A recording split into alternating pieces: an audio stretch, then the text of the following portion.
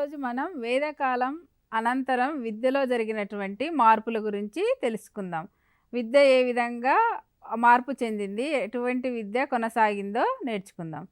వేదకాల అనంతరం కూడా మతపరమైనటువంటి విద్య కొనసాగింది.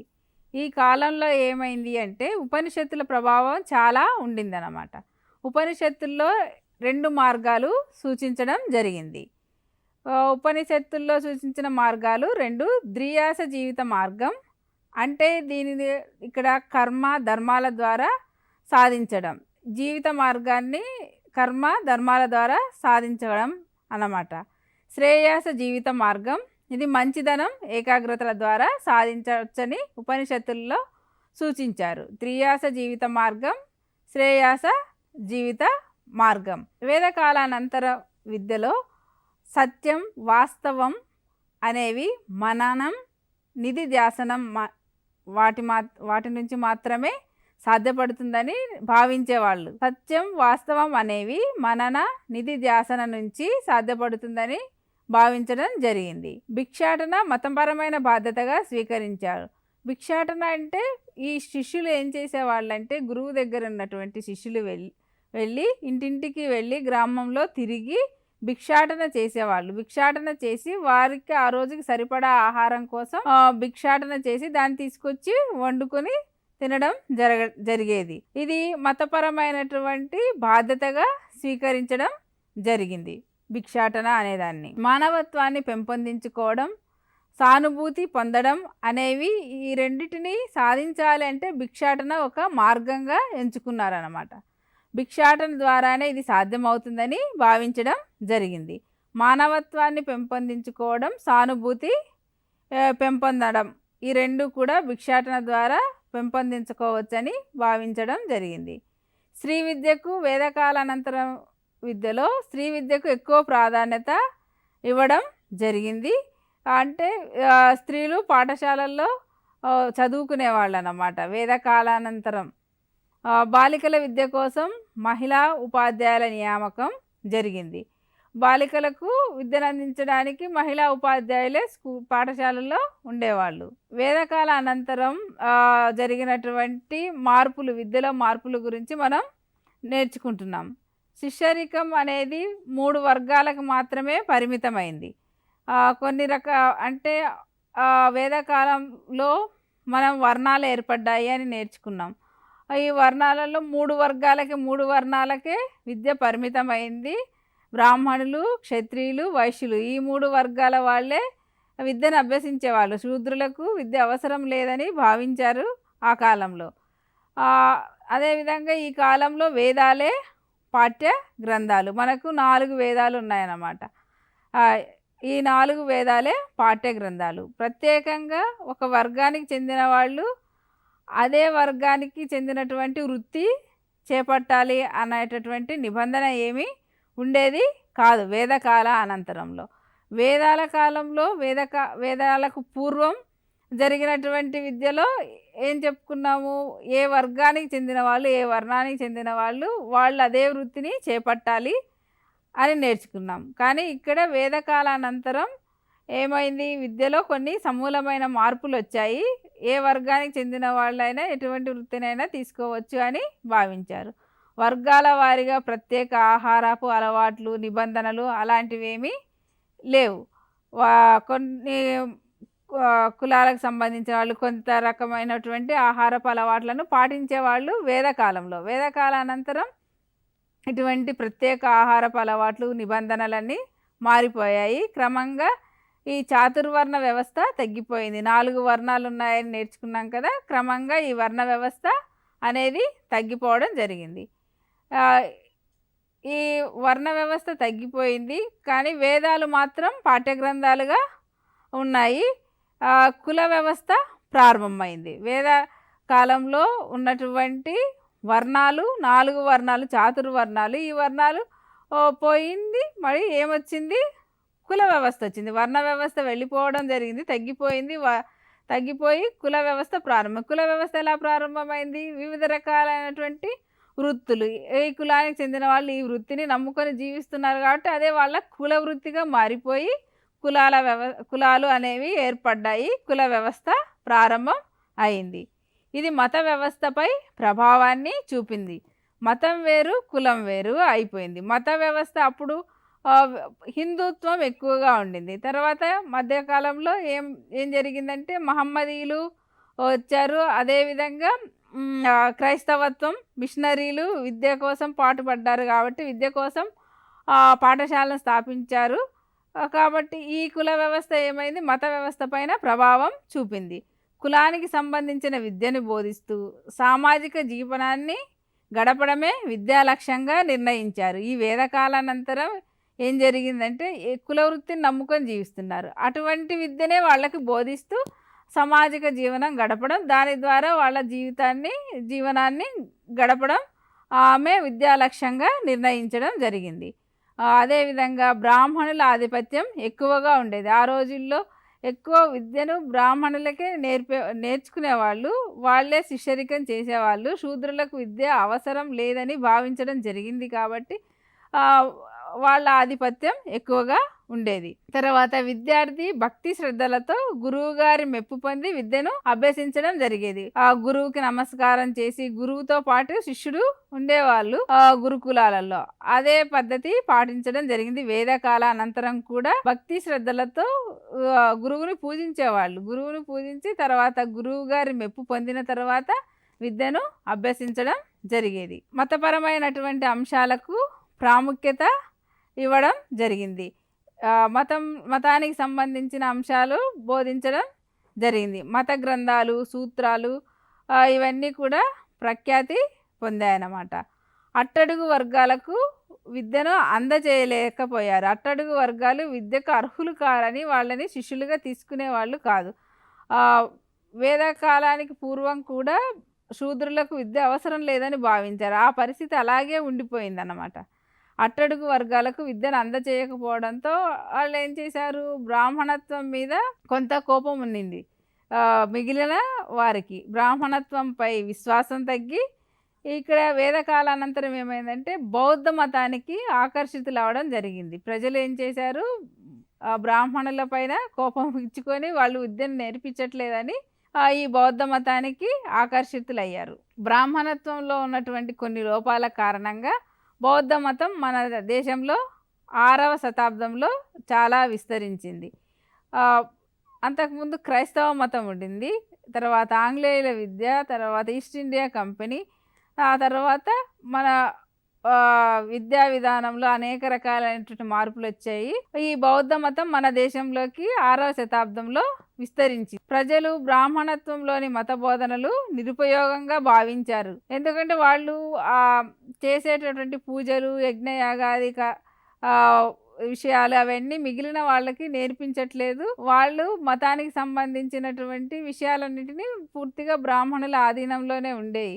కాబట్టి ప్రజలు ఏమనుకున్నారు, ఈ అటువంటి మత బోధనలు, అటువంటి విద్య నిరుపయోగమైనది, అది నిత్య జీవితంలో జీవనానికి ఉపయోగపడట్లేదు కదా, అటువంటి విద్యను మనం ఎందుకు నేర్చుకోవాలని చెప్పేసి వాళ్ళలో ఒక రకమైన భావన కలిగి నిరుపయోగంగా ఉంది, విద్య అందరికీ అందట్లేదని భావించడం జరగడం వల్ల ఏమైంది, ఈ బౌద్ధ మతం పట్ల ఆకర్షితులయ్యారు. బౌద్ధ మతం పట్ల ఆకర్షితులయ్యి ఈ బౌద్ధ తత్వం, హిందూ తత్వం రెండు ఒకే విధంగా ఉన్నాయి అనుకుని భావించడం జరిగింది. ఎందుకంటే బౌద్ధ మతం ఏం చేసింది, బౌద్ధ తత్వం ఏం చేసింది, బుద్ధుడి యొక్క తత్వం ఈ హిందూ విధానాలనే అనుసరించింది కొంత. అందువల్ల అందరికీ విద్యను అందించింది. అంటే ఎవరైతే విద్యకు దూరంగా ఉన్నారో వాళ్ళకి ఈ విద్యను బౌద్ధ మతం అందించడం ప్రారంభించింది. సో అందరికీ విద్య అందించడం జరిగేటప్పటికీ హిందువులు బౌద్ధ మతాన్ని స్వీకరించారు. బౌద్ధ తత్వం హిందుత్వం యొక్క ఆలోచనలను, విధానాలను కొంత అనుసరించి అందరికీ విద్యను అందించింది. అంతేకాకుండా బుద్ధుడు చాలా గొప్ప పండితుడు, తెలివైన వాడుగా గుర్తింపు పొందడంతో నిమ్న కులాలకు చెందిన ప్రజలతో పాటుగా చాలామంది ఈ బౌద్ధ మతంలో చేరడం జరిగింది. అందువల్ల ఈ బౌద్ధ విద్యా విధానం కూడా మన దేశంలో వచ్చిందన్నమాట. బౌద్ధ విద్యా విధానంలో విద్యను ఒక తరం నుంచి మరొక తరానికి సాంస్కృతిక విలువలను అందజేసేదిగా భావించారు. విద్య ద్వారా ఒక తరం నుంచి మనం మన సంస్కృతి, సంప్రదాయాలను, విలువలను ఒక తరం నుంచి మరొక తరానికి అందించగలుగుతాము. అప్పటి వరకు గురువే కేంద్రంగా ఉండి సాగింది విద్య అన్నమాట. ఈ బౌద్ధ సన్యాసులు ఏం చేశారంటే విద్యను ఒక తరం నుంచి మరొక తరానికి అందించడానికి సాంస్కృతిక విలువలతో కూడినటువంటి విద్యను అందించారు. ఈ సన్యాసులు సాంస్కృతిక సంరక్షకులుగా ఉన్నారన్నమాట. సంస్కృతిని పరిరక్షిస్తున్నారు అని ఈ సన్యాసులను, బౌద్ధ సన్యాసులను భావించడం జరిగింది ప్రజలు. బౌద్ధ సంఘాలు ప్రజాస్వామ్య సిద్ధాంతాలను అవలంబించాయి. ప్రజాస్వామ్య సిద్ధాంతాలంటే అందరికీ విద్యను అందించారు. విద్యను అభ్యసించడానికి ఈ బౌద్ధ విద్యా విధానంలో కనీస వయసు 8 సంవత్సరాలుగా పరిగణించారు. అంతకుముందేమో 5 సంవత్సరాలకే గురువుకు శుశ్రూష చేసి విద్యార్థి గురువుతో పాటు వెళ్ళేవాడు. కానీ ఈ బౌద్ధ విద్యా విధానంలో కనీస వయసు 8 సంవత్సరాలు వచ్చిన తర్వాతనే విద్యను అభ్యసించడానికి అనుమతించేవాళ్ళు. ప్రభాగ్య ప్రతిజ్ఞ ఉత్సవంతో విద్యారంభం ప్రారంభమయ్యేది. ఇక్కడ విద్య ప్రారంభించడానికి ఒక ఉత్సవాన్ని చేసేవాళ్ళు అన్నమాట. దాని పేరు ప్రభాగ్య ప్రతిజ్ఞ ఉత్సవం. దీంతో విద్యను ఆరంభించడం జరిగేది. బుద్ధం శరణం గచ్చామి, ధర్మం శరణం గచ్చామి అని ప్రమాణం చేయడం జరిగేది. అంటే ఇది బౌద్ధ మతాన్ని అనుసరించిన విద్యా విధానం కాబట్టి బుద్ధుని యొక్క సూత్రాలలో నుండి కొన్ని తీసుకుని బుద్ధం శరణం గచ్చామి, ధర్మం శరణం గచ్చామి అని ప్రమాణం చేయడం జరిగేది. విద్యాభ్యాస కాలం 12 సంవత్సరాలు. 12 సంవత్సరాలు విద్యార్థి తన విద్యను కొనసాగించేవాడు. బౌద్ధ విద్యా విధానంలో శిష్యరికం స్వీకరించిన వారిని సమనేరులు అని పిలిచేవాళ్ళు. గురువు శిష్యుడు అంతకుముందు వరకు ఉండేది. ఆ గురు శిష్య సంబంధంలో ఈ శిష్యులను ఏమని పిలిచేవాళ్ళు? బౌద్ధ విద్యా విధానంలో సమనేరులు అని పిలిచేవాళ్ళు అన్నమాట. బ్రాహ్మణ విద్యా విధానంలో లాగా బౌద్ధ విద్యా విధానంలో కూడా గురువుకి విద్యార్థి శుశ్రూషలు చేయడం విద్యాభ్యాసంలో ఒక భాగం. గురువుకి శుశ్రూషలన్నింటినీ విద్యార్థి చేసేవాడు బౌద్ధ విద్యా విధానంలో కూడా. బౌద్ధ విద్యా విధాన చరిత్ర అంటే బుద్ధుని యొక్క చరిత్రే బౌద్ధ చరిత్ర. అన్ని కులాలకు చెందిన వారిలను ఇక్కడ విద్యకు ప్రవేశం ఇవ్వడం జరిగింది. అందరూ విద్య నేర్చుకునేవాళ్ళు. అందరికీ సమానమైనటువంటి అవకాశాన్ని అన్ని కులాల వాళ్ళకి, అన్ని మతాల వాళ్ళకి ఇచ్చారన్నమాట. బౌద్ధ సంస్కృతి సమాఖ్య పద్ధతికి చెందింది. వేలాది మంది విద్యార్థులు, ఉపాధ్యాయులు సామూహికంగా విద్యాగోష్ఠులు జరపడానికి అవకాశం ఉండేది. ఒకేసారి చాలామంది విద్యార్థులు తమ యొక్క విద్యార్థి జీవితాన్ని గడిపేవాళ్ళు. సామూహికంగా విద్యను అభ్యసించేవాళ్ళు అన్నమాట.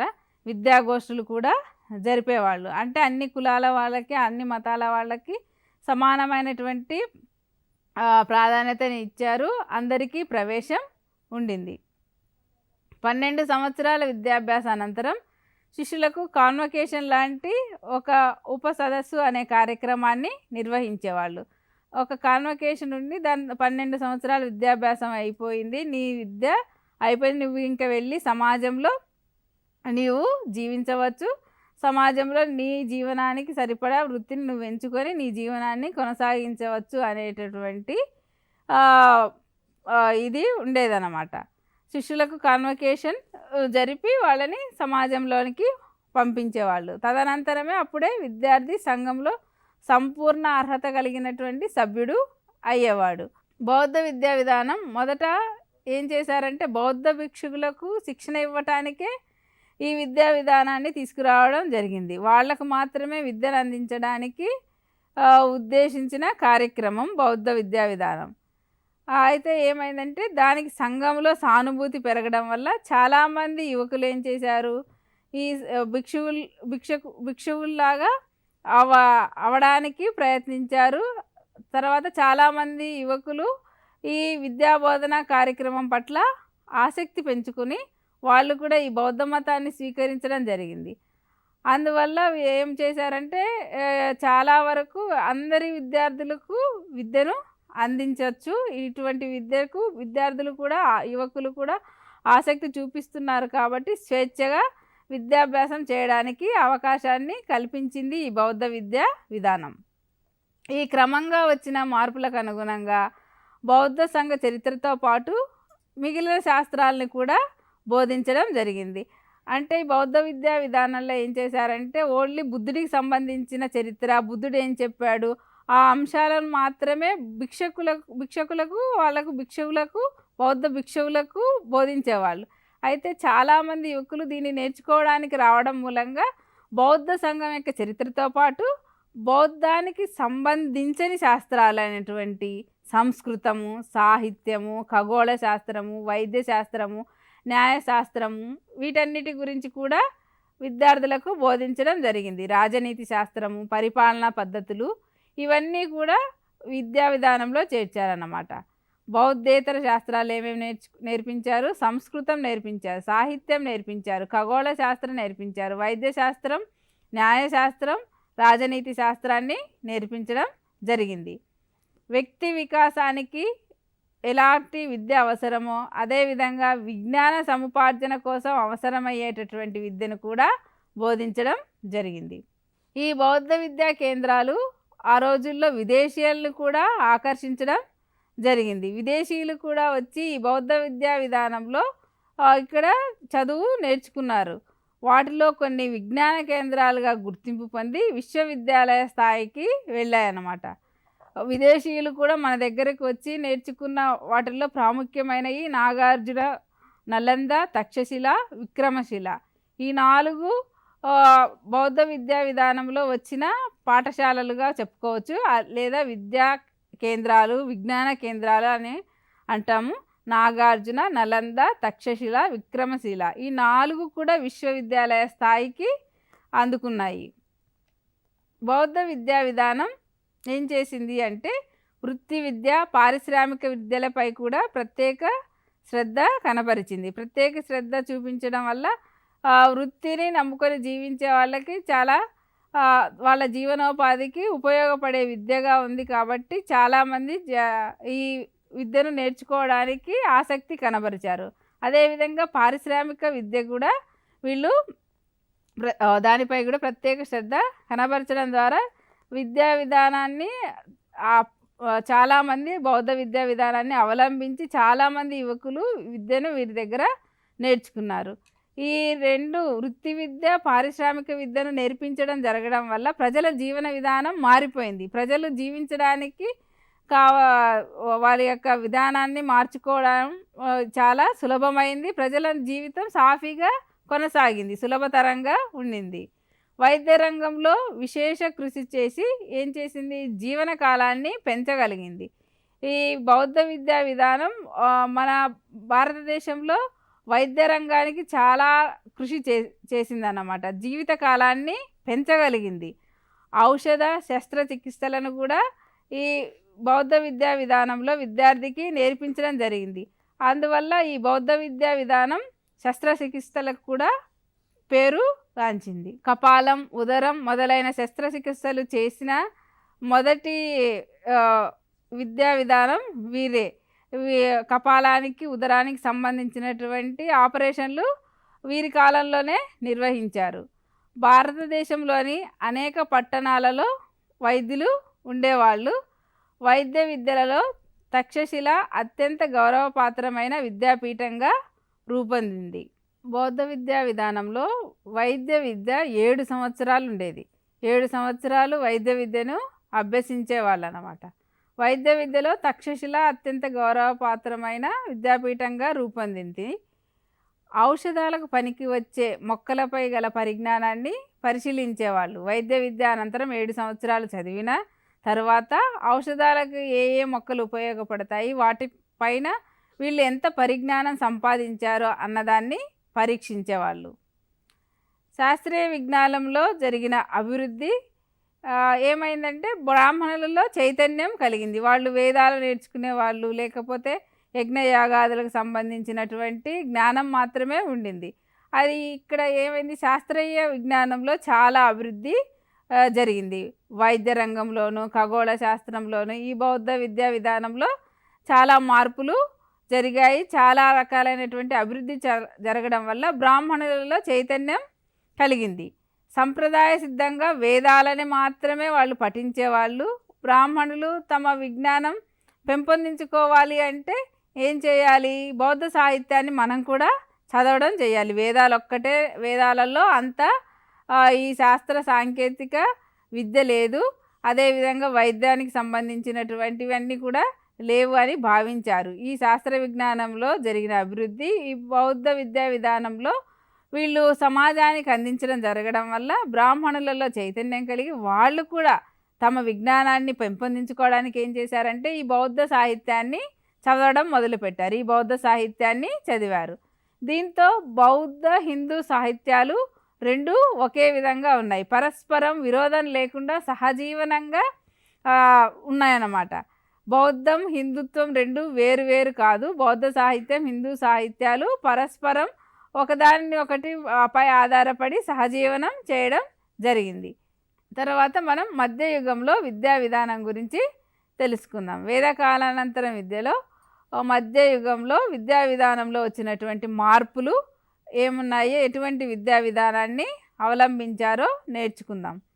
8వ శతాబ్దం ఆరంభం నుంచి భారతదేశంపై మహమ్మదీయులు దండయాత్రల్ని ప్రారంభించారు. ఎప్పుడు నుంచి? 8వ శతాబ్దం నుంచి. మహమ్మదీయుల ప్రవేశ కాలాన్ని మళ్ళీ ఒక కొత్త యుగంలాగా భారతదేశంలో మనం భావించవచ్చు. వీళ్ళు అనేక మంది మన భారతదేశంపై దండయాత్రలు కొనసాగించారు. వీళ్ళ యొక్క దండయాత్రలతో మహమ్మదీయుల వాళ్ళు దండయాత్రలు చేసి వాళ్ళు అభివృద్ధి పొందడంతో ఈ హిందూ రాజ్యాలన్నీ ఏమయ్యాయి? పడిపోయాయి అన్నమాట. మహమ్మదీయులు వాళ్ళు మాత్రమే వాళ్ళు అభివృద్ధి చెందడంతో హిందూ రాజులు పడిపోయారు. మహమ్మదీయుల ప్రవేశంతో వివిధ సంస్కృతులు సమ్మేళనం జరిగింది. ఒకదానితో ఒకటి ఘర్షణ పడ్డాయి. హిందుత్వానికి మరియు మహమ్మదీయ మతానికి, ముస్లిం మతానికి వాళ్ళ సంస్కృతి మన సంస్కృతి ఒకదానితో ఒకటి ఘర్షణ పడడం జరిగింది. ఈ ఘర్షణ ఆధిపత్యాన్ని ఎవరు సంపాదించాలి? ఆధిపత్యం ఎవరికి రావాలి? ఎవరైతే పరిపాలకులుగా ఉన్నారో వాళ్ళకే వెళుతుంది. కాబట్టి ఆ మహమ్మదీయుల ప్రవేశంతో వాళ్ళు ఏం చేశారు? వాళ్ళ సంస్కృతే ఆధిపత్యాన్ని సంపాదించింది. అదేవిధంగా ధనికులు పేదల మధ్య వ్యత్యాసం చాలా ఎక్కువైంది. వ్యత్యాసం పెరిగిపోయింది. పేదలు ఏమైపోయారు? మరీ పేదవాళ్ళు అయిపోయారు. ధనికులు ఇంకా ధనికులు అయిపోయారు. పేదల పరిస్థితి దిగజారిపోయింది.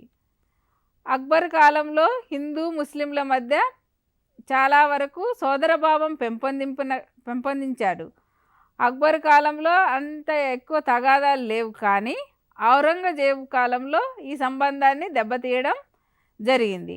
ఔరంగజేబు కాలం ఈ ముస్లిం పరిపాలనలో, అక్బర్ కాలంలో మాత్రం సమానత్వం ఇవన్నీ శాంతికరమైన పరిస్థితులే ఉండేవి భారతదేశంలో. కానీ ఔరంగజేబు వచ్చిన సమయంలో, ఔరంగజేబు కాలంలో ఈ సంబంధాలు కొంత దెబ్బతినడం జరిగింది. తర్వాత కాలంలో మెల్లగా మళ్ళీ ఇవి మెరుగుపడ్డాయి.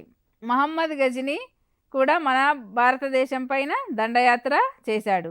ఆ కాలంలో హిందువుల విద్యా కేంద్రాలు తగ్గిపోయాయి. అంతకుముందు వేదాలు నేర్పించేవాళ్ళు, గురుకులాలు ఉండేవి, ఆశ్రమాలు ఉండేవి, వేద పాఠశాలలు ఉండేవి, ఇవన్నీ ఉండేవి. కానీ అవన్నీ క్రమక్రమంగా మహమ్మదీయులు మనల్ని పరిపాలించడం వల్ల ఈ ముస్లింల కాలంలో ఈ ముస్లిం పరిపాలనలో వాళ్ళ మతానికి వాళ్ళు ప్రాముఖ్యత ఇవ్వడం మూలంగా హిందువుల విద్యా కేంద్రాలు క్రమంగా మరుగున పడ్డాయి. హిందూ రాజులు పోయారు. ఈ హిందువుల విద్యా కేంద్రాలు తగ్గిపోయాయి. అంతేకాకుండా అనేక మంది ముస్లిం రాజులు ఇస్లాం మత వ్యాప్తికి, వాళ్ళ మతానికి వ్యాప్తి పెంచుకోవడానికి, వాళ్ళ మతాన్ని ప్రచారం చేసుకోవడానికి చాలా ప్రాధాన్యత ఇవ్వడం వల్ల ఈ హిందువుల విద్యా కేంద్రాలు తగ్గిపోవడం జరిగింది. నిమ్న వర్గాలకు చెందిన ప్రజల్ని ఆకర్షించడానికి, వారికి ఆసక్తికరమైన విద్యను అందజేయడానికి విద్యా విధానాన్ని వీళ్ళు ముస్లింలు తమ పరిపాలనలో ఒక విద్యా విధానాన్ని అనుసరించారు. అంతకుముందు ఉన్నత వర్గాల వారికే విద్య ఉండేది. గురుకుల సమయంలో కూడా 3 వర్గాల వాళ్ళకి, 3 వర్ణాల వాళ్ళకే విద్య ఉందని నేర్చుకున్నాం కదా. శూద్రులని ఆ విద్యకు చాలా దూరం చేశారు. అందుకని వీళ్ళేం చేశారు, ఈ ముస్లింలు నిమ్న వర్గాలకు చెందిన ప్రజల్ని ఆకర్షించడానికి ఒక ఆసక్తికరమైన విద్యా విధానాన్ని రూపొందించారు.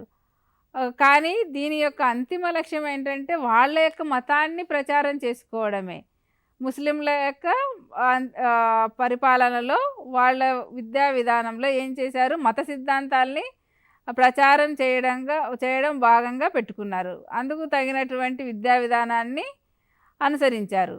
మహమ్మద్ ప్రవక్త ఉద్దేశించిన ప్రకారం జ్ఞానాన్ని, దైవ మార్గాన్ని సంపాదించిన వాడే పవిత్ర కార్యాలు చేస్తారని మహమ్మద్ ప్రవక్త బోధించారన్నమాట.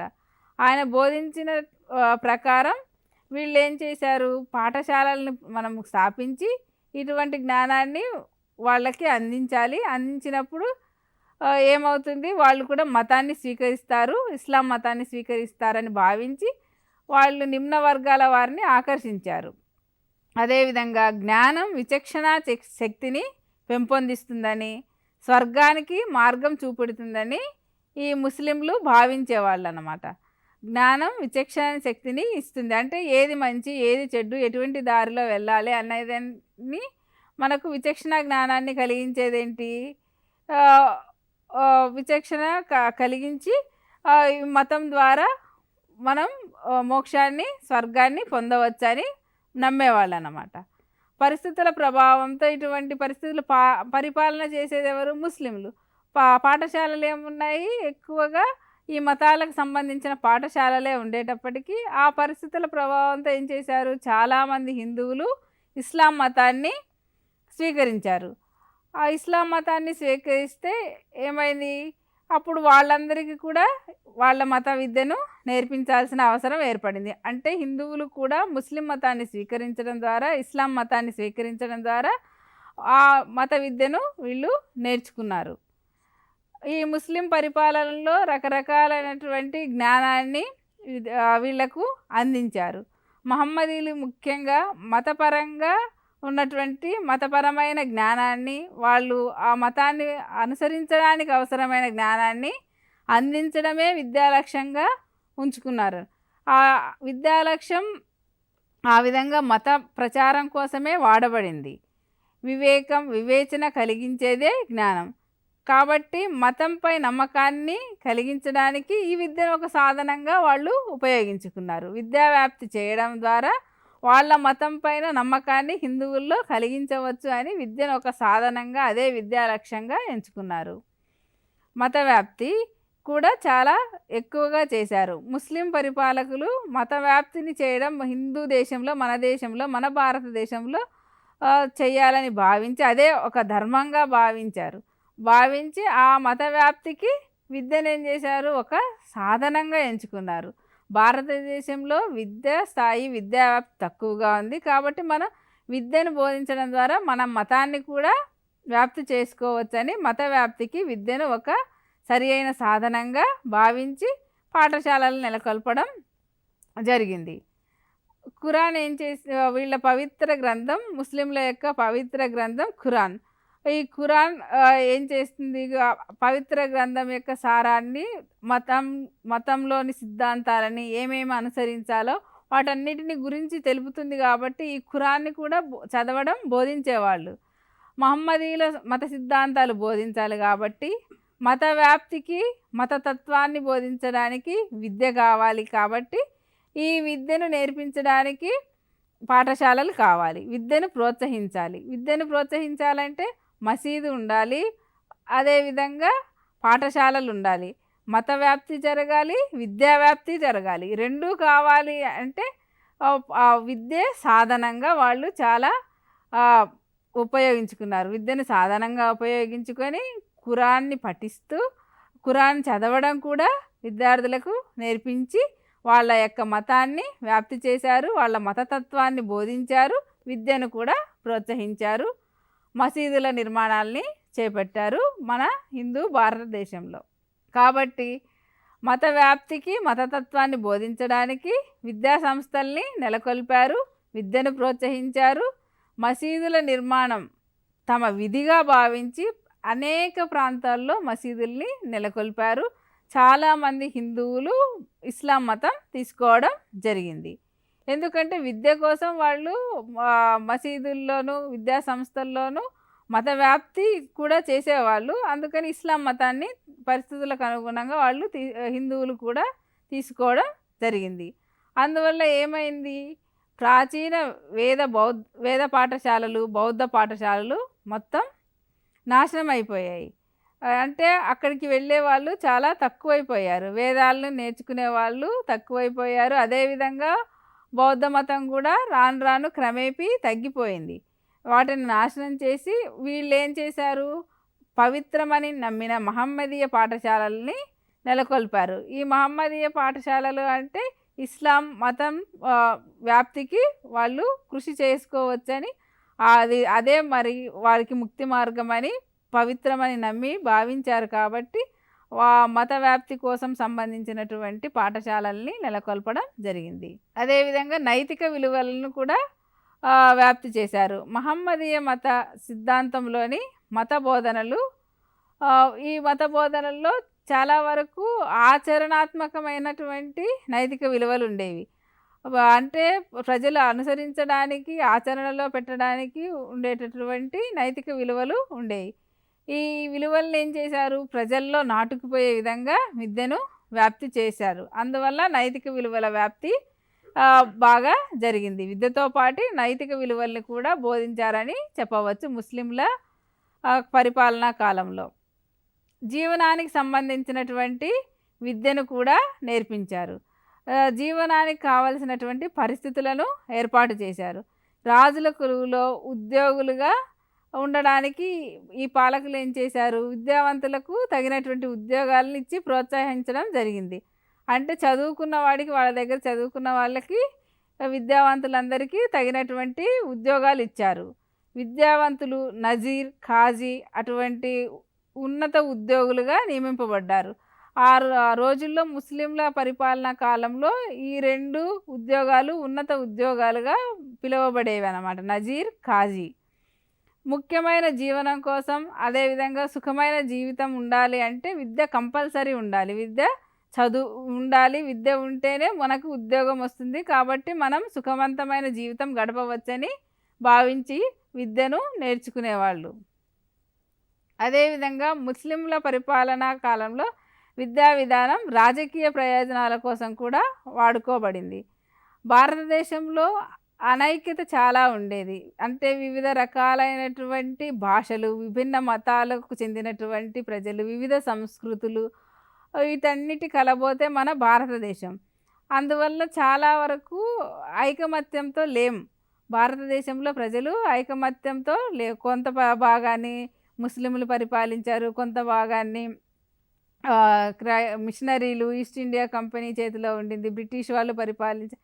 ఇలా రకరకాలైనటువంటి సంస్కృతి సాంప్రదాయాలు, వీటన్నిటిలో మనం రకరకాలుగా ఉన్నాం. కాబట్టి ఆ ఐక్యత లేదు అని భావించి దాన్ని వాళ్ళు ఏం చేశారంటే రాజకీయ ప్రయోజనాల కోసం వాడుకున్నారు.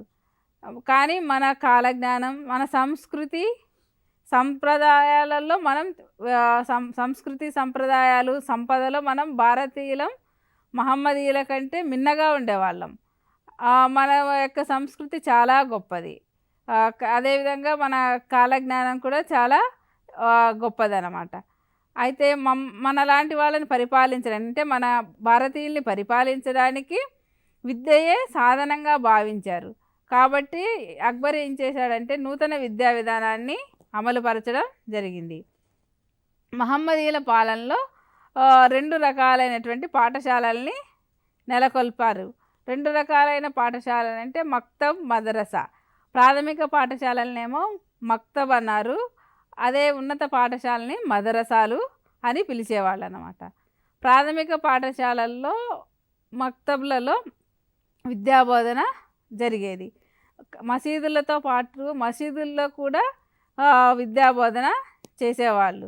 అదేవిధంగా ప్రాథమిక పాఠశాలలు నెలకొల్పారు, వాటి పేరేమో మక్తబ్ అన్నారు. మసీదులో కూడా బోధన చేసేవాళ్ళు, మత బోధ చేసేవాళ్ళు, అదేవిధంగా విద్యా బోధన ఉండేది. వీటిలో అందరికీ అందుబాటులో ఉండేటటువంటి ప్రాథమిక విద్యను విద్యార్థులకు నేర్పించేవాళ్ళు. మౌల్వి అనే మత పెద్ద ద్వారా విద్యాబోధన జరిగేది. ఇక్కడ మత పెద్దే ఉపాధ్యాయుడు, విద్యార్థులకు బోధించే అతని పేరు మౌల్వి. అదేవిధంగా భక్తులు ఇచ్చే కానుకలు, ఆ విద్యార్థులు ఇచ్చే కానుకలే వీళ్లకు జీవనాధారం. అంటే విద్యార్థులకు బోధన చేసేవాళ్ళు, వాళ్ళ విద్యార్థుల యొక్క తల్లిదండ్రులు కానుకలు సమర్పించేవాళ్ళు. అదే వాళ్లకు జీవనాధారం. మౌల్వి అనే మత పెద్ద విద్యను గురువుగా ఉండేవాడు. ఆ గురువుకి జీవనాధారం భక్తులు సమర్పించే కానుకలు. బిస్మిల్లా అనేది విద్యారంగం యొక్క ఉత్సవం అన్నమాట. బాలుడికి 4 సంవత్సరాల 4 నెలలు పూర్తయిన తర్వాత 4వ రోజున ఈ కార్యక్రమాన్ని నిర్వహించేవాళ్ళు. 4 సంవత్సరాల 4 నెలల 4వ రోజున ఆ శిశువుకి బాలుడికి బిస్మిల్లా అనే విద్యారంగ ఉత్సవం చేసేవాళ్ళు. చేసిన దగ్గర నుంచి విద్యాబోధన జరిగేది. ఈ బంధుమిత్రుల సమక్షంలో బాలుడికి ఈ ఉత్సవాన్ని ఎలా చేసేవాళ్ళు అంటే బంధువులందరినీ పిలిచేవాళ్ళు. వాళ్ళందరి సమక్షంలో ఆ బాలుడికి మంచి దుస్తులు ధరింపజేసి పవిత్ర మత గ్రంథాలు, అక్షరాలు వాళ్ళ విద్యార్థి ఎదుట ఉంచి, ఆ పిల్లవాడి ఎదుట ఉంచి వాటిని పలికించి వాడికి అర్థం అయినా కాకపోయినా, ఉచ్చారణ చేసినా చేయకపోయినా అవన్నీ ఆ బాలుడి సమక్షంన చెప్పి పలికించి ఆ విద్యాభ్యాసానికి విద్యారంభాన్ని ప్రారంభించేవాళ్ళు అన్నమాట. పర్షియన్, అరబ్బీ, హిందీ ఈ వాటిల్లోని వర్ణాలని, అక్షరాలని నేర్పించేవాళ్ళు. ప్రాథమిక దశలో పర్షియన్, అరబ్బీ, హిందీ ఈ 3 భాషల్ని నేర్పించేవాళ్ళు. పేర్లు రాయడం నేర్పించేవాళ్ళు. అదేవిధంగా ముస్లింల పరిపాలనా కాలంలో రాజవంశీయులకు ప్రత్యేక బోధన ఉండేది. ప్రత్యేక బోధన అంటే ఏం నేర్పించేవాళ్ళు? అరబ్బీ, పర్షియన్ భాషల్లో వారికి రాయడం, చదవడం, పఠనం, లేఖనం. పఠనం, లేఖనం అంటే రాయడం, చదవడం నేర్పించేవాళ్ళు. ఏ భాషల్లో? అరబ్బీ, పర్షియన్ భాషల్లో. అదేవిధంగా సంస్కృతం పోయింది. ఈ 2 భాషలు నేర్చుకోవడం జరిగింది. యుద్ధ విద్యలు నేర్పించేవాళ్ళు. అదేవిధంగా మహమ్మదీయ న్యాయశాస్త్రం, ఆ మతానికి సంబంధించిన అంశాలు, అదేవిధంగా దేశ రాజకీయాల్ని వాళ్ళు నేర్పించేవాళ్ళు. అదేవిధంగా ప్రప్రథమంగా అక్షర క్రమం ఎలా చదవాలో, ఏం చదవాలో అక్షరాలు ఏ భాషను నేర్పేవాళ్ళు? అరబ్బీ, పర్షియన్ భాషల్లోని అక్షరాలని, అక్షర క్రమాన్ని నేర్పించేవాళ్ళు. తర్వాత ఖురాన్లోని కొన్ని ముఖ్యాంశాలని కంఠస్థం చేయించేవాళ్ళు. ఖురాన్లోని ముఖ్యమైనటువంటి పద్యాలు, పాఠాలు, వాటిని ముఖ్యమైన అంశాలని కంఠస్థం చేయించేవాళ్ళు. ఇది అనుదిన ప్రార్థనలో ఉండేది. రోజు అసెంబ్లీ, మనం ఇప్పుడు అసెంబ్లీ జరుపుకుంటున్న అదేవిధంగా వాళ్ళు ప్రార్థన ప్రతిరోజు జరిపేవాళ్ళు. ఈ ఖురాన్లోని అంశాలు కొన్ని అనుదిన ప్రార్థనలో ఉండేవి. ఆ ఖురాన్ని ఉచ్చరించడం చాలా ప్రధానం. ఆ ఉచ్చారణ అనేది చాలా ముఖ్యమైనది. ఉచ్చారణ సరిగా లేకపోతే అది ప్రార్థనగా భావించేవాళ్ళు కాదు. కాబట్టి చాలా కఠినంగా ఉన్నప్పటికీ ఆ భాష ఉచ్చరించడం మాత్రం సక్రమంగా చేయాలి. వాళ్ళు అర్థం చేసుకున్నా చేసుకోకపోయినా విద్యార్థి నేర్పించేవాళ్ళు ఉచ్చారణ క్రమాన్ని.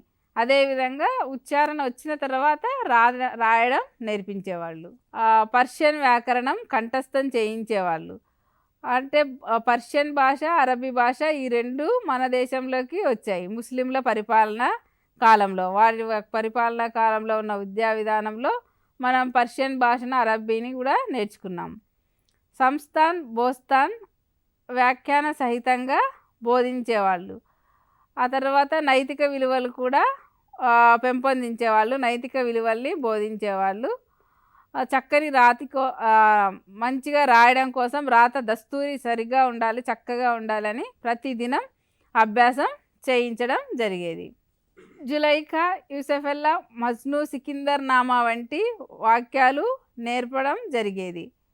జులైఖా, యూసఫెల్లా, మజ్ను, సికిందర్ నామా వంటి వాక్యాలు నేర్పడం జరిగేది. అదేవిధంగా గణితం, సంభాషణ రీతి అంటే ఏ విధంగా మాట్లాడాలో ప్రాథమిక గణితం నేర్పించేవాళ్ళు.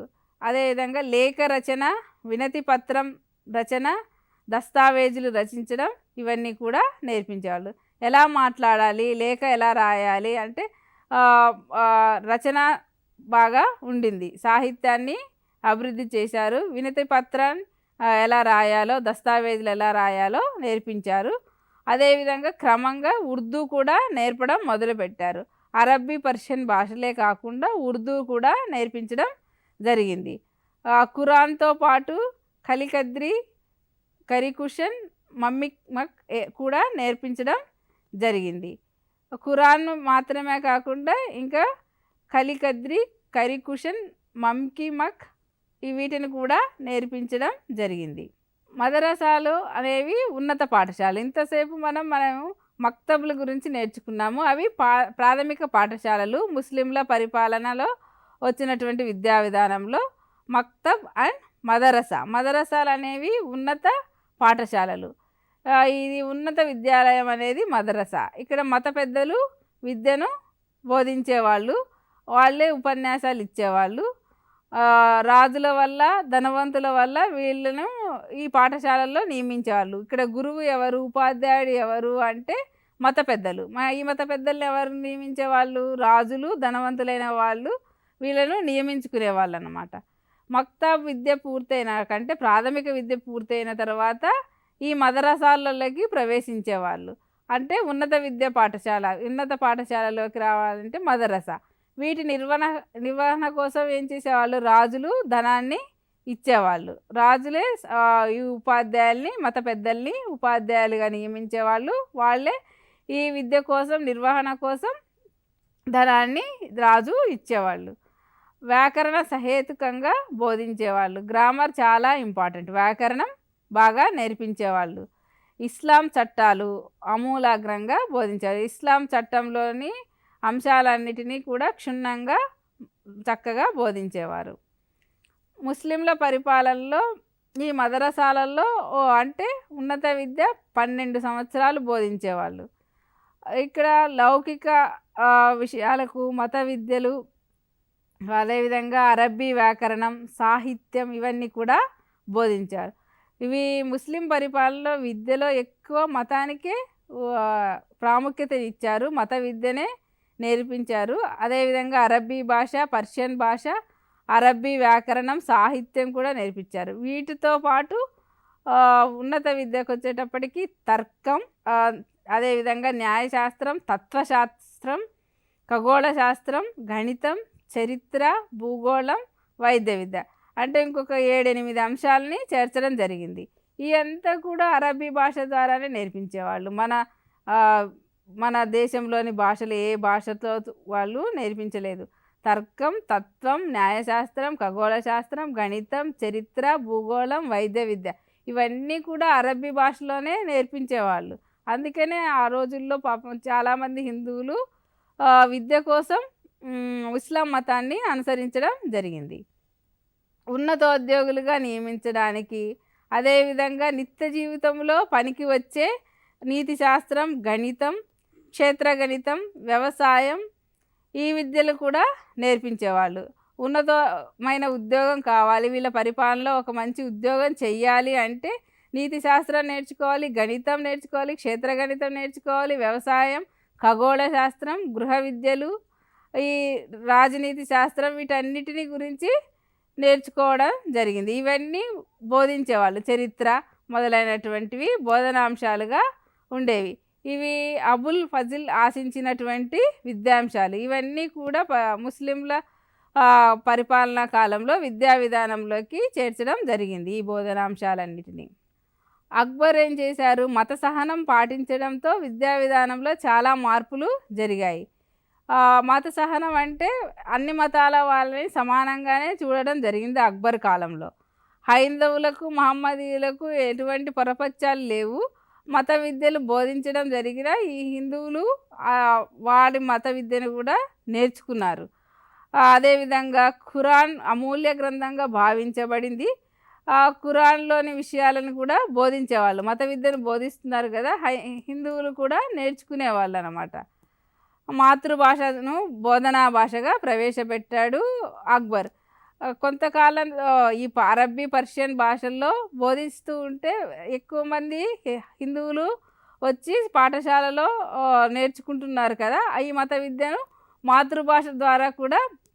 బోధిస్తే బాగుంటుంది. ఈ ఖురాన్‌ని వాళ్ళ మాతృభాషలో కూడా బోధించవచ్చని భావించి మాతృభాషను బోధనా భాషగా ప్రవేశపెట్టడం జరిగింది. ఔరంగజేబు తన గురువుతో చెప్పినట్లు నిత్యం ఉపయోగపడే విద్యలు, జీవిత సమస్యలను పరిష్కరించేటటువంటి విద్యలు మనం ఈ మదరసాలల్లో బోధించాలి అని ఔరంగజేబు ఈ గురువులతో చెప్పి వాళ్ళకు ఉపయోగపడేటటువంటి విద్య నేర్పించాలని భావించాడు. అదేవిధంగా పరిపాలన, భూగోళం, చరిత్ర, న్యాయశాస్త్రం ఇవి కూడా అవసరంగా భావించాడు. అక్బర్ కాలంలోనేమో పరమత సహనం ఉండింది. ఔరంగజేబు కాలంలో కొంతకాలం హిందువులు, ముస్లింల మధ్య గొడవలు జరిగాయి. కానీ ఈయన ఏం చేశాడు, నిత్య జీవితంలో ఉపయోగపడే విద్యను, జీవిత సమస్యలను పరిష్కరించగలిగేటటువంటి విద్యను, పరిపాలనకు అవసరమైనటువంటి విద్యను అందించాలి ప్రజలకని భావించాడు. అదేవిధంగా భూగోళం, చరిత్ర, న్యాయశాస్త్రం మొదలైన వాటిని అవసరంగా భావించాడు. విద్య కేవలం విద్య కోసం కాదు, అనేక అంశాలు విద్యార్థికి తెలిసి ఉండాలి, మనిషికి తెలిసి ఉండాలి అని భావించాడు. మేధా సంపద కోసం మాత్రమే విద్యను అభ్యసించడం కాదు, నిత్య జీవితంలో ఉపయోగపడే విద్యను మనం అందించాలి.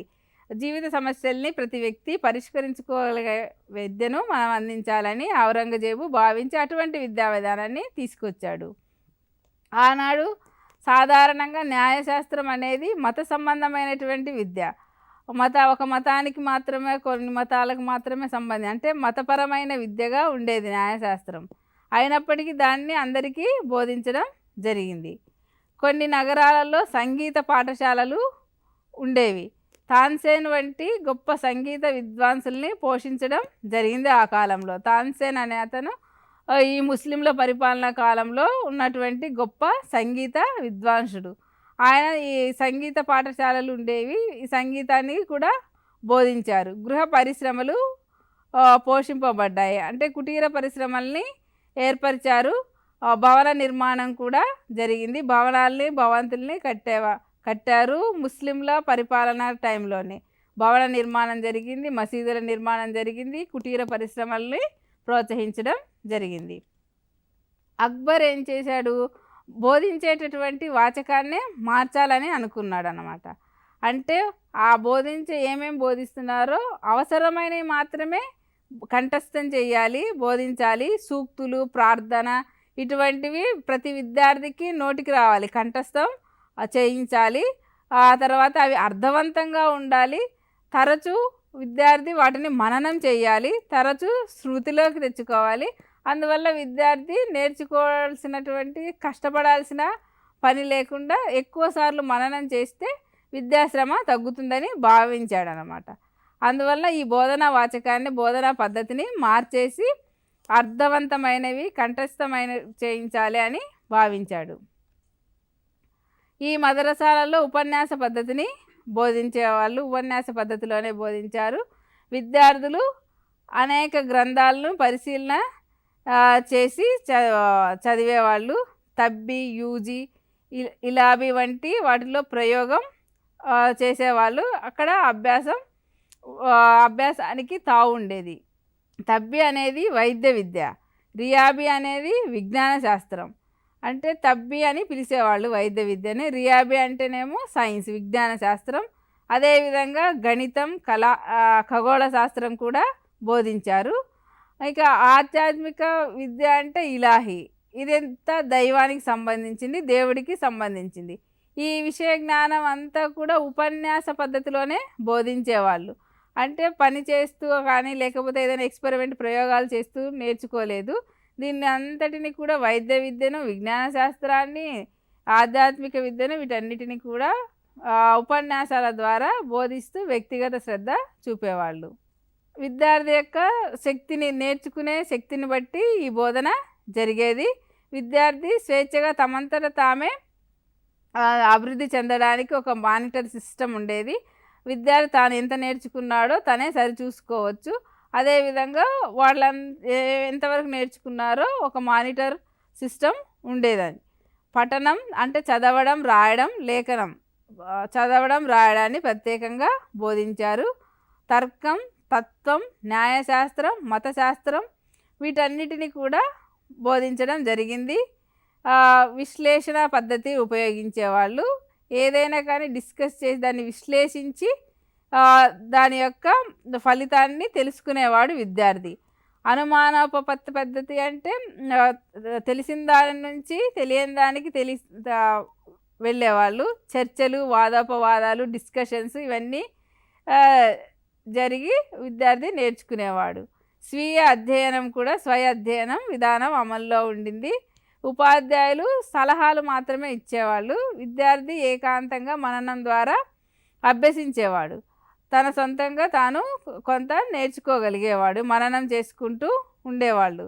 అదేవిధంగా ఆ కాలంలో శిక్షలు, బహుమతులు కూడా ఉండేవి. కఠిన శిక్షలు ఉండేవి. అపరాధాలు చేసిన వారిని విద్యార్థులు కఠినంగా శిక్ష విధించేవాళ్ళు అన్నమాట. క్రమశిక్షణ, నైతిక విలువలు, అణకువ మొదలైనవి అత్యవసరమైనవిగా భావించేవాళ్ళు. కఠినమైన నిబంధనలు ఉండేవి. కొరడాలతో కొట్టడం, తలకిందులుగా వేలాడదీయడం, ఇటువంటి దండనలు ఉండేవి. కానీ చక్కని ప్రవర్తన, విద్యార్థులకు విద్యాబుద్ధులు బాగా నేర్పించేవాళ్ళు. విద్యార్థులలో చురుకుదనం, తెలివి ప్రదర్శించే వాళ్ళకి బహుమతులు ఉండేవి.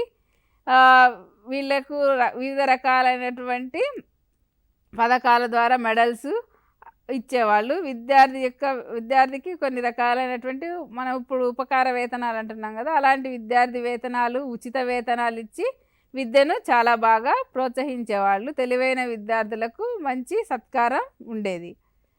చురుకైన విద్యార్థులకు ఉద్యోగాలు ఇచ్చేవాళ్ళు. విద్యావేత్తలు పరీక్షించి విద్యా సామర్థ్యం గుర్తించి తగిన గౌరవాన్ని ఇచ్చి తగిన ఉద్యోగాన్ని ఇచ్చేవాళ్ళు అన్నమాట. ధనవంతులు, దాతలు ఈ విద్యార్థులకు మంచి విద్యావంతులుగా తయారు చేయడానికి ఉచిత విద్య, ధన సహాయం అందించేవాళ్ళు. స్త్రీ విద్యకు కూడా చాలా ఆస్కారం ఉండింది. స్త్రీలకు కూడా చదవడం, రాయడం నేర్పించేవాళ్ళు. సామాన్యులైనటువంటి స్త్రీలకు విద్య లేదు, కానీ ధనవంతులైనటువంటి స్త్రీలు, పట్టణవాస స్త్రీలే విద్యను నేర్చుకున్నారు. అయితే పవిత్ర గ్రంథాలు, గృహ నిర్వహణ విద్యలు, సంగీత విద్యలు, సంగీతాన్ని, సాహిత్యాన్ని స్త్రీలకు నేర్పించడం జరిగేది. ఇక్కడ బాబర్ కుమార్తె అయిన గుల్సావల్ బేగం హుమయూన్ నామా అనే గ్రంథాన్ని రాసింది. సుల్తాన్ రజియా అనే ఆవిడ చాలా మేధావి. ఆవిడ యుద్ధ విద్యల్లో ఆరితేరింది ఈ ముస్లింల పరిపాలనా కాలంలో. సుల్తాన్ సలీమా, నూర్జహాన్, ముంతాజ్ మహల్, జహర్నారా బేగం మొదలైన వాళ్ళందరూ కూడా సాహిత్యంలో సుప్రసిద్ధులుగా పేరుగాంచారు. అంటే ఇక్కడ స్త్రీ విద్యకు చాలా ప్రాధాన్యత ఇచ్చారు ముస్లింల పరిపాలనా కాలంలో. ఇక్కడ గురువులు శిష్యులకు దైవంతో సమానం. శిష్యులు కూడా చాలా బాగా గురువుని చూసుకునేవాళ్ళు. గురువు కూడా శిష్యుల్ని పుత్రులుగా, సొంత బిడ్డల్లాగా చూసుకునేవాళ్ళు. ఈ మదరసాలలో, వసతి గృహాలలో గురు శిష్యులు కలిసి సన్నిహితంగా ఉండేవాళ్ళు. సుహృద్భావం కలిగి మంచిగా విద్యార్థి చదువుకునేవాడు. క్రమశిక్షణ రాహిత్యం లేదు, అంటే డిసిప్లిన్ చాలా బాగా ఉండింది. క్రమశిక్షణ కలిగి ఉండేవాళ్ళు. గురువు మాట జవదాటేవాళ్ళు కాదు. గురువు మీద నమ్మకం కలిగి అనుకువతో గురువు యొక్క ఆశీస్సులే జ్ఞానం అని భావించేవాళ్ళు. ఆ విధంగా గురువుని దైవ సమానుడు, దైవ సంభూతుడిగా భావించి విద్యార్థి విద్యను నేర్చుకునేవాడు. హిందువులు కూడా ఈ ముస్లింల రాజుల పరిపాలనా కాలంలో బాగా చాలా విద్యను నేర్చుకున్నారు. సంస్కృతి ఎక్కువగా పట్టణ ప్రాంతాలకే ఈ మహమ్మదీయులు వాళ్ళ పరిపాలనా కాలంలో పరిమితం అవడం వల్ల గ్రామీణ ప్రాంతాల్లోని హిందూ సంస్కృతి మీద ఈ ముస్లింల ప్రభావం అంతగా లేదు. హిందూ సంస్కృతి చెరిగిపోలేదు, గ్రామీణ ప్రాంతాల్లో అలాగే ఉండింది. గ్రామ ప్రాంతాల్లోని హిందూ పండితులు, విద్యావంతులు వీళ్ళందరూ హిందూ సంస్కృతి, హిందూ విద్యా విధానాన్నే కొనసాగించారన్నమాట. ముస్లిం పరిపాలనా కాలంలో స్త్రీ విద్యకు చాలా ప్రాధాన్యత ఇచ్చింది. ఈ కాలంలో హిందూ విద్యా విధానంపై ఆసక్తి కూడా ఉండింది, డిమాండ్ కూడా పెరిగింది.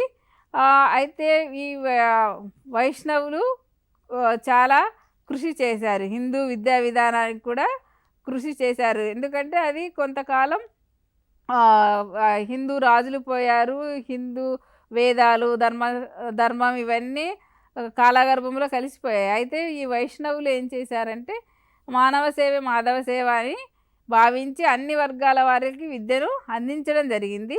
అందుకని హిందూ సంస్కృతే గొప్పది, ఇస్లాం సంస్కృతి అంత గొప్పది కాదు అనే భావన కూడా వీళ్ళు తీసుకురాగలిగారు. మాతృభాషలో బోధన జరగడం వల్ల ప్రాంతీయ భాషల ప్రాముఖ్యత పెరిగింది, సంస్కృతి మీద గౌరవం వచ్చింది. అందువల్ల విద్యా విధానంలో చాలా వరకు మార్పులు వచ్చాయి.